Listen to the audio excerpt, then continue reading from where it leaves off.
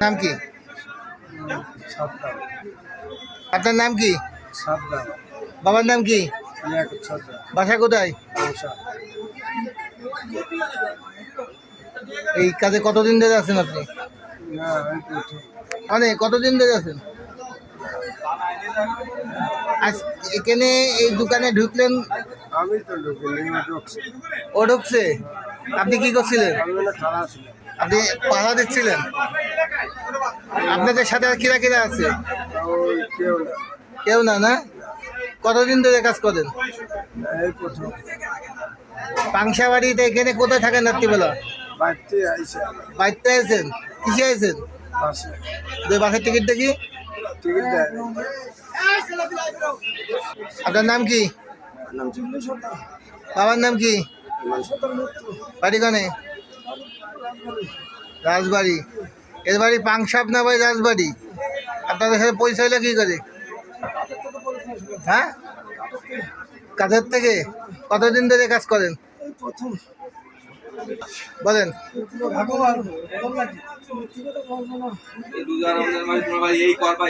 এখানে কি মনে করে ঢুকলেন? টাকা নীতি? তাহলে কাছে টাকা ছিল না। এই ব্যবসা কতদিন ধরে করতেছেন?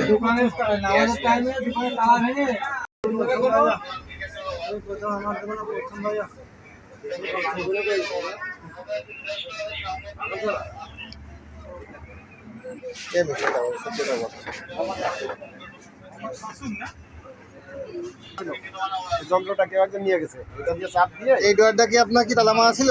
দুইটাই তো তালা দেওয়া আছে। আচ্ছা। ও প্রথমে এটা ভাঙছে রে? যন্ত্রটা চাপ দিয়ে এটা ডাউন করে তারপরে খুলে দিচ্ছে। এই আপনার নাম কি? এই দোকানটা কার? কি আছে ঘটনাটা বলেন তো? নামাজে গেছিলাম, মূল টাকা নিয়ে গেছিলাম আর কিছু খুচরা টাকা ছিল। আর বাইরের তালা দেওয়া ছিল, তালা দেওয়া ছিল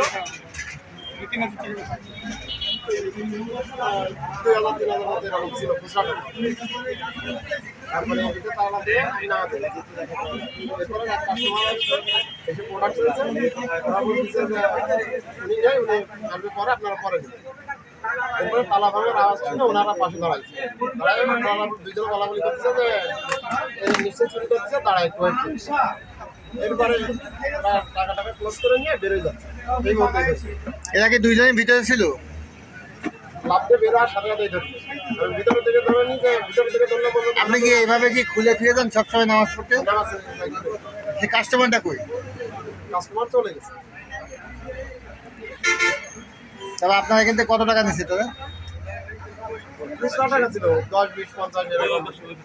আমি গুনিনি, 2,000 টাকা থাকতে পারে, 1-2,000 এরকম। বেশি টাকা ছিল না। যেহেতু আমি 2 টাকার ব্যবসা করি, আমার মূল টাকা আমি সাথে নিয়ে যাই, অথবা ডয়ারে না রাখি। বিদেশের মাধ্যমে সংবাদ পেয়েছি, সংবাদ পেয়ে আমি আসলাম, ঘটনা শুনলাম। আমি বাদীকে নিয়ে, আসামিকে নিয়ে এজাহার দায়ের করলে আমি পরবর্তী আইনগত ব্যবস্থা গ্রহণ করতেছি। আমি সাব ইন্সপেক্টর ইলিয়াস হোসেন।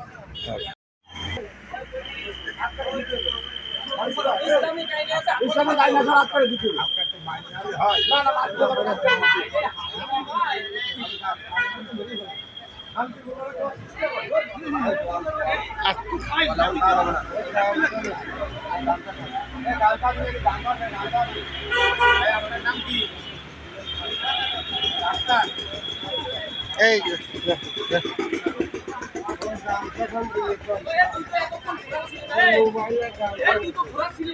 আপনার বাড়ি কি নাম কি? জিল্লু। মোবাইলের ডান্স আছে বলে মোবাইলের ডান্স আছে।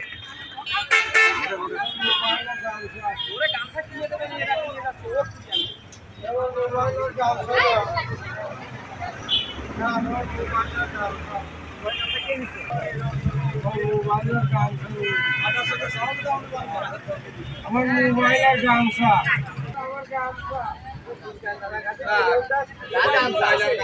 নাকি এই জায়গায়